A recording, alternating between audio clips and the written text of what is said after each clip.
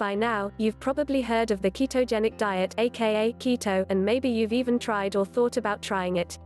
It is wildly popular right now, in all its various forms. But it is also controversial. A quick internet search will bring up a variety of opinions on the matter. Today on the blog, we are going to break down the ketogenic diet for people with cancer based on the evidence available to us.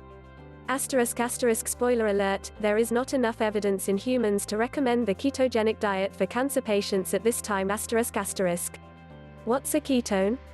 Just like a car needs gas to run, our bodies need fuel to run, too. We get this fuel from the food we eat, especially from foods that have carbohydrates. Our bodies turn this food into sugar, our favorite form of fuel. If we don't eat food for a while, like when we are sleeping, our bodies will use and make its own sugar. If we don't eat food for even longer, our bodies have a backup system. This backup system is ketones, and they are made from breaking down fat. It is like running your generator during a power outage. What is the ketogenic diet? When we run on our ketone backup system, we are using mostly fat for fuel. People who follow a ketogenic diet try to run on this backup system all the time by consuming only a tiny amount of carbohydrates and a lot of fat. This can trick our bodies into thinking we are starving, and ketones are made. Remember, when we use fat for fuel, we make ketones. The ketogenic diet differs drastically from the way most people tend to eat. The average American eats about half their food in the form of carbohydrates. Someone on the ketogenic diet only eats 4 to 6% of their food as carbohydrates. For example, the average American who eats 2,000 calories per day will consume approximately 250 grams of carbs in a day. On the ketogenic diet, the same person can only eat 20 to 30 grams of carbohydrates. For example, half a bagel, a large apple, or a small potato each contain 20 to 30 grams of carbs. That would be it for the whole day. Because of this, foods high in carbohydrates like rice, pasta, and bread, as well as beans, fruits, and certain vegetables, think potatoes and corn, are eliminated on the ketogenic diet. What does the ketogenic diet have to do with cancer? Some cancer cells use sugar in a different way than normal, healthy cells. The ketogenic diet tries to take advantage of this altered metabolism. Theories are that the ketogenic diet might reduce the amount of fuel, sugar, that is available to cancer cells, slow their growth, or cause the cancer cells to make byproducts that will aid in their own destruction. Point 1. Okay, let's talk about sugar for a minute. Even if you cut out sugar, including carbohydrates, from your diet, your body will still make its own. Remember, sugar is your body's favorite form of fuel. We cannot live without sugar in our blood. Just like ketones are a backup mechanism during starvation, our bodies make their own sugar when we don't eat enough carbohydrates. We make this sugar out of our muscle and fat. Having sugar in our blood is so important that our bodies do not even care where the muscle comes from. It could come from your arms, legs, or even your heart or lungs. Check out this resource to learn more. In healthy cells, when we start to make ketones, sugar production usually slows down, and this means less muscle is being used up. This is good news. But this is a survival mechanism for when we don't have enough food.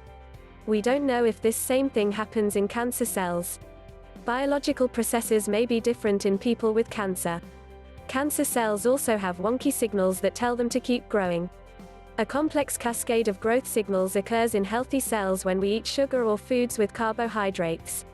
It is not clear if eating less carbohydrates affects those wonky growth signals in cancer cells or not. It is another thing we don't know yet. What is the evidence? Studies have been controversial. Studies done in mice have shown that the ketogenic diet used with chemotherapy or radiation can boost the effectiveness of these treatments and improve results, like increased tumor shrinkage and survival 2 to 4, and might even protect healthy cells. Point 1. Other studies with mice contradict these results, indicating that a ketogenic diet may not have any effect at all, or worse, might actually promote tumor growth. Point 4. Experiments with mice are a great place to start to see if a treatment might work, but, as I'm sure you are aware, mice aren't humans. So, does the ketogenic diet help humans fight cancer? So far, there have not been enough human studies to provide evidence that the ketogenic diet will help.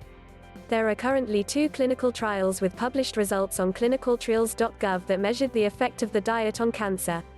One study included recurrent glioblastomas, 5, and the other included several different cancer sites: brain, liver, pancreas, lung, head and neck, thyroid, melanoma, biliary, kidney, and prostate. All of them were advanced cancers. 6. Both of these studies ended up being too small to actually determine any effect. Each started with only around 20 people. One even had 76% of its participants drop out of its 16-week study because they couldn't follow the diet that long. 6. While these studies didn't report any major adverse effects from the diet, almost all participants experienced weight loss. 6, something we try to avoid while in treatment, and some even had increased triglycerides, altered electrolyte levels, and fatigue. 6. Before a drug or treatment is approved for use, it has to go through several levels of testing. The final level before approval includes thousands of participants. That is how we know if a treatment is safe and effective. And the ketogenic diet used in cancer patients is really no different.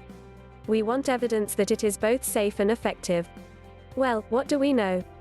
We do have evidence that preventing unintended weight loss and staying hydrated during your cancer treatment can help you tolerate treatments and feel better. 7. 8. There is also lots of information supporting a plant-based diet and an active lifestyle for cancer prevention and survivorship. You can read more about these recommendations here.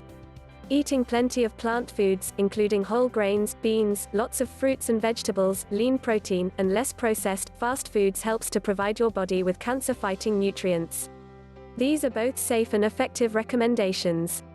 So, go ahead, pile your plate with plants.